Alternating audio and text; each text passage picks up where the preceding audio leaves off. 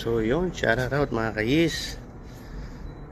So pakita ko sa inyo tong view dito ko sa resto namin sa taas. Papakita ko sa inyo yung view. Ito yung resto namin. Ayan, dito ako sa taas yan yung view sa baba. Ito nga pala ang tinatawag na Blue Water Island dito sa Dubai.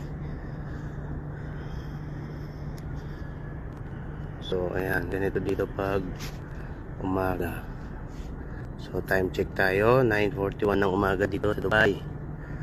Dito yan sa Blue Waters Island. Ang ganda, di ba mga kayis, mga kakusina? Good morning. Good morning. Blessed day sa lahat.